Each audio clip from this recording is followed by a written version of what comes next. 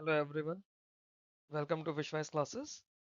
अब तक पिछले 4 दिन में हमने ईएसआई के 4 क्वेश्चंस करे हैं और टोटल हम लोग अगर बात करें तो हम लोग 16 क्वेश्चंस कर चुके हैं डिस्क्रिप्टिव के लिए। फिफ्थ डे है हमारा, ईएसआई का फिफ्थ सेशन आएगा, क्वेश्चन नंबर 5 हम लोग इसमें करेंगे। ये हमारा टेलीग्राम का चैनल है, ये टेलीग्राम का ग्रुप है, इसको आप लोग ज्वाइन कर सकते हैं पीडीएफ्स के लिए और एग्जाम रिलेटेड डिस्कशन और बाकी सारी इंस्ट्रक्शंस के लिए। क्वेश्चन है, discuss the role of renewable energy, rooftop solar and critical minerals in union budget 2026-27। Evaluate their potential to support India's energy transition and sustainable development goals।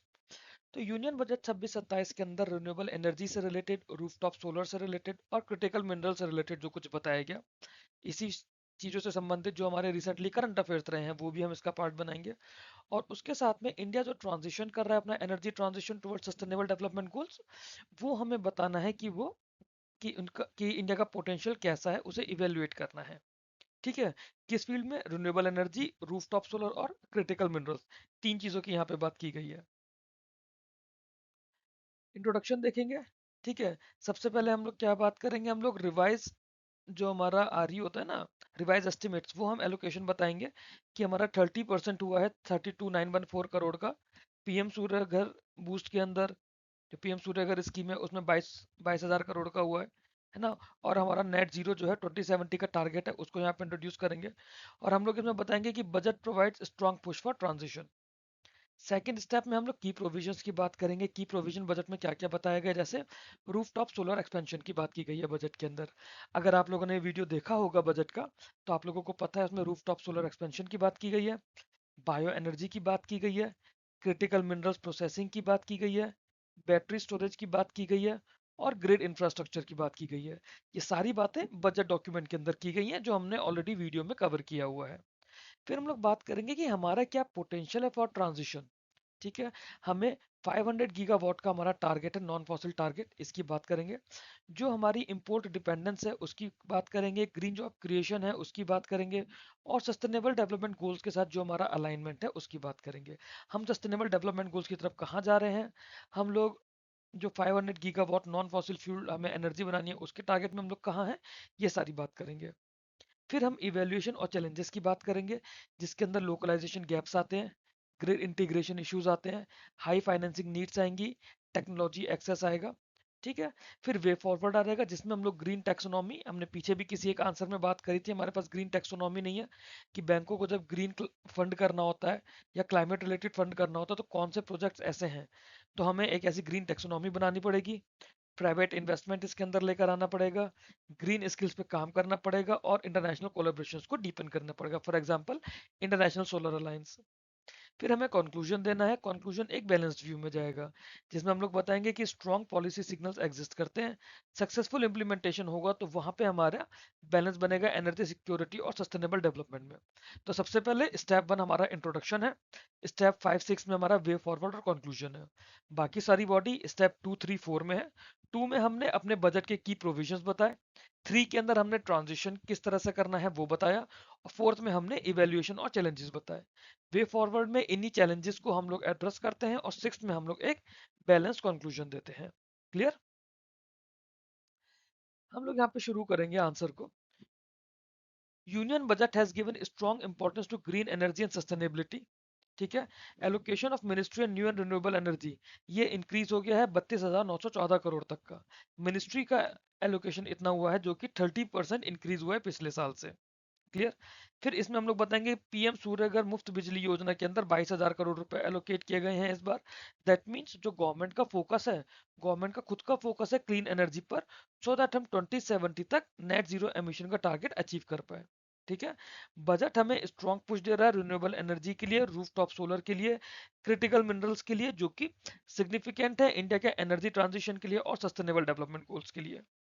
फिर इसके बाद हम बजट में इनसे रिलेटेड जो भी हमारे सेक्टर्स हैं उससे रिलेटेड की प्रोविजन की बात करेंगे कि बजट कंटेन सेवरल की प्रोविजन इन दिस सेक्टर।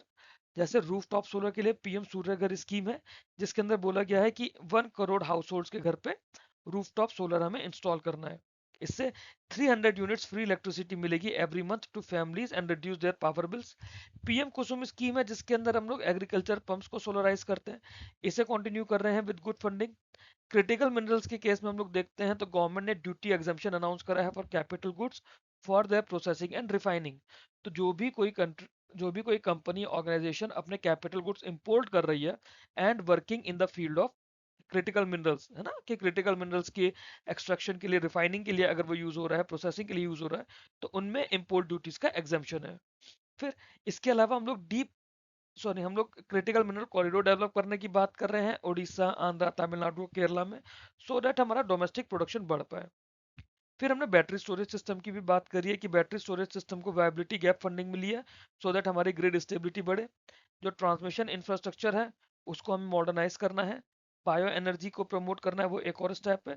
तो ये जितने भी प्रोविजंस दिए गए हैं बजट में, ये आपको कब पता चलेंगे, जब आप बजट डॉक्यूमेंट ढंग से पढ़ लेंगे। ये जितने भी प्रोविजन दिए गए हैं बजट में, these provisions aim at building an entire ecosystem from production to consumption of green energy. ठीक है, क्लियर है, आगे चलते हैं। अब हम इसमें अपना जो पोटेंशियल है हमारा ट्रांजिशन का, उसकी बात करेंगे। These measures have high potential for supporting India's energy transition. India का कमिटमेंट क्या है कि 2030 तक 500 गीगावाट की नॉन फॉसिल फ्यूल वाली एनर्जी हमें बनानी है, हमें एनर्जी जनरेट करनी है नॉन फॉसिल फ्यूल वाली। कितनी? 500 गीगावाट। कब तक? 2030 तक। इसके लिए इंक्रीज बजटरी सपोर्ट चाहिए so that faster capacity addition हो जाए सोलर और विंड पावर में। रूफटॉप सोलर इसके लिए बहुत इंपॉर्टेंट है, क्यों? क्योंकि इसमें डिसेंट्रलाइज जनरेशन है, इसमें लोग अपने घरों पे लगवा रहे हैं, तो सरकार को बहुत ज्यादा मेहनत करने की नीड नहीं है।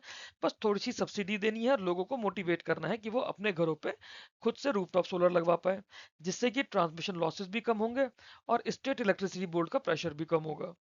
फिर क्रिटिकल मिनरल की बात आ जाती है, जो कि सोलर मॉड्यूल्स बनाने के लिए, विंड टर्बाइंस के लिए, ईवी बैटरीज के लिए बहुत ज्यादा जरूरी है। हम डोमेस्टिक प्रोसेसिंग कैपेसिटी बढ़ाने की बात कर रहे हैं सो दैट जो हमारा हैवी डिपेंडेंस है इंपोर्ट्स पे वो कम हो जाए। इंपोर्ट कहाँ से आ रहा है? ज्यादातर हमारा चाइना से आ रहा है, और हमें अपनी एनर्जी सिक्योरिटी को स्ट्रेंथन कर पाए हम लोग। फिर बात करेंगे कि ये जो शिफ्ट है रिन्यूएबल के लिए, है ना, अब जब रिन्यूएबल में हम लोग नया काम शुरू कर रहे हैं तो नई नई जॉब्स भी आएंगी, तो इन्हें हम लोग न्यू ग्रीन जॉब्स बोलेंगे। न्यू ग्रीन जॉब्स आएंगी मैन्युफैक्चरिंग में, इंस्टॉलेशन में, मेंटेनेंस में और रिसर्च में। ये जो ट्रांजिशन हो रहा है ये सस्टेनेबल डेवलपमेंट गोल्स के साथ भी अलाइन करता है, स्पेशली SDG 7। SDG 7 आपको तब पता चलेगा जब आपने सस्टेनेबल डेवलपमेंट गोल्स वाला ESI का स्टैटिक वीडियो पढ़ा होगा, जो कि है क्लीन एनर्जी। SDG 13 है क्लाइमेट एक्शन से रिलेटेड। SDG 8 जो कि है डिसेंट वर्क से रिलेटेड, और SDG 9 जो कि है इनोवेशन और इंफ्रा से रिलेटेड। तो यहाँ पे हमने जो हमारा ग्रीन इंफ्रा की तरफ, या फिर हमारे जो टारगेट है कि 2030 तक 500 गीगावाट लेकर आना है, क्रिटिकल मिनरल्स पे हम लोग काम कर रहे हैं, उसको हम लोगों ने डायरेक्टली सस्टेनेबल डेवलपमेंट गोल से जोड़ दिया। SDG 7, 13, 8 और 9। ओवरऑल ये जो स्टेप्स है ये हमारी इकोनॉमिक ग्रोथ को भी सपोर्ट करेंगे और लोअर कार्बन एमिशन को भी सपोर्ट करेंगे। बट फिर इसके बाद बात करते हैं चैलेंजेस की। ये सब तो ठीक है, बट इसमें तरह तरह के चैलेंजेस भी हैं जो इसके पोटेंशियल को लिमिट करते हैं। वो चैलेंजेस क्या है? जैसे लोकलाइजेशन, अगर हम बात करें सोलर सेल्स की और बैटरी की मैन्युफैक्चरिंग की, ये अभी भी काफी कम है। ग्रिड इंटीग्रेशन जो है ऑफ वेरिएबल रिन्यूएबल एनर्जी, ये अभी भी डिफिकल्ट है, क्यों? क्योंकि हमारे पास स्टोरेज फैसिलिटीज प्रॉपर नहीं है। High cost of capital and financing problem, इसकी वजह से प्राइवेट प्लेयर्स नहीं आते, क्योंकि इनिशियल कैपिटल बहुत ज़्यादा है, इसमें फाइनेंसिंग के इश्यूज बहुत ज़्यादा हैं। फिर इस सब के साथ में टेक्नोलॉजी गैप्स है, स्किल्ड मैन पावर है जो एडवांस ग्रीन टेक्नोलॉजीज में काम करे, तो ये अपने आप में बहुत बड़े बड़े हर्डल्स हैं। जब तक इन चीज़ों को हम एड्रेस नहीं करेंगे, इन इश्यूज को एड्रेस नहीं करेंगे, तो जो हमारा टारगेट है उस टारगेट को हम लोग टाइमली अचीव नहीं कर सकते हैं। फिर इसका कंक्लूजन हमें देना है। कंक्लूजन में हम लोग क्या बात करेंगे कि सबसे पहली चीज हमने बात की थी कि गवर्नमेंट को ग्रीन टैक्सोनॉमी डेवलप करनी पड़ेगी ताकि हम लोग इन्वेस्टमेंट अट्रैक्ट कर पाए। कौन से ऐसे प्रोजेक्ट्स हैं, किस तरह के ऐसे प्रोजेक्ट्स हैं, गवर्नमेंट को इसको डॉक्यूमेंट करना पड़ेगा प्रॉपर तरीके से, सो दैट उस लोन को ग्रीन लोन या फिर ग्रीन फंडिंग का पार्ट माना जा सके, या क्लाइमेट रिलेटेड फंडिंग का पार्ट माना जा सके बैंकों के लेवल पर, है ना। फिर प्राइवेट सेक्टर का पार्टिसिपेशन हमें एनकरेज करना पड़ेगा, बट वो लोग कब पार्टिसिपेट करेंगे? या तो हम उन्हें बेटर इंसेंटिव देंगे, या फिर उनके साथ रिस्क शेयरिंग मॉडल में रहेंगे, तभी कोई प्राइवेट कंपनी आके इसमें इन्वेस्ट करेगी। स्पेशल एम्फेसिस देने की जरूरत है ग्रीन स्किल डेवलपमेंट प्रोग्राम्स में, क्योंकि हमने ये पढ़ा कि ऑलरेडी स्किल्ड मैन पावर नहीं है जो इन चीजों में काम करे। तो इसमें हमें स्किल डेवलपमेंट प्रोग्राम्स की जरूरत है कि लोग इस तरह के प्रोग्राम्स को ट्रेन हो पाए, सीख पाए, सो दैट जो इंडस्ट्री की रिक्वायरमेंट है जब स्किल्ड मैन पावर की, तो वो कम ना रहे। फिर इंटरनेशनल कॉपरेशन की भी जरूरत है हमें, टेक्नोलॉजी ट्रांसफर के लिए, क्लाइमेट फाइनेंस के लिए, इसे स्ट्रेंथन करने की जरूरत पड़ेगी। कोऑर्डिनेशन करना पड़ेगा सेंट्रल और स्टेट गवर्नमेंट के बीच में, जिससे हम लोग फेडरल कॉपरेटिज्म या कॉपरेटिव फेडरलिज्म का नाम लेते हैं। कंक्लूजन में बात करें तो यूनियन बजट 2026-27 ने स्ट्रॉन्ग सिग्नल्स दिए हैं रिन्यूएबल एनर्जी के लिए, रूफटॉप सोलर के लिए, क्रिटिकल मिनरल्स के लिए। जो इनिशिएटिव्स हमने पीछे बात करी है, they have significant potential to accelerate India's energy transition और सस्टेनेबल डेवलपमेंट गोल्स का अचीवमेंट। हाउएवर सक्सेस कब रहेगी? अगर हम इन्हें टाइमली इंप्लीमेंट करेंगे और जो एग्जिस्टिंग चैलेंजेस हैं उन्हें ओवरकम करेंगे, तभी हम लोग इस पर काम कर पाएंगे प्रॉपरली। इफ एग्जीक्यूटेड प्रॉपरली, तो ये जो बैलेंस अप्रोच रहेगी, it can help India achieve energy security, economic growth and environmental sustainability together on a path to विकसित भारत। क्लियर है आंसर? मेरे को नहीं लगता कि आंसर में कुछ ज्यादा क्रिटिकल है। प्राइमरी हमें बजट का वीडियो हमें पता होना चाहिए इसके लिए, अगर बजट हमने करा हुआ है तो हमें इसमें कोई दिक्कत नहीं है। अगर आप लोगों को ये आंसर अच्छा लगा हो, आंसर समझ आया हो, तो वीडियो को लाइक कीजिएगा, चैनल को सब्सक्राइब कीजिएगा, नोटिफिकेशंस के लिए बेल आइकन को जरूर प्रेस करके रख लीजिएगा, सो दैट आपको आने वाले वीडियोस की नोटिफिकेशन मिल पाए। अगर आप लोगों ने मेरे साथ टेलीग्राम के ग्रुप्स अभी तक ज्वाइन नहीं करे हैं, तो ये मेरा टेलीग्राम चैनल है आरबीआई ग्रेड बी एग्जाम्स के लिए, और ये टेलीग्राम ग्रुप है ग्रेड बी एग्जाम्स के लिए, और ये मेरा विश वाइज का मेन चैनल है, इन्हें आप लोग ज्वाइन कर लीजिए, ताकि आप लोगों को वीडियो से रिलेटेड जो भी पीडीएफ्स हैं, टॉपिक से रिलेटेड जो डाउट्स हैं, डिस्कशंस हैं, आप उसमें पार्टिसिपेट कर पाए। Thanks for watching this video. Keep learning, keep growing.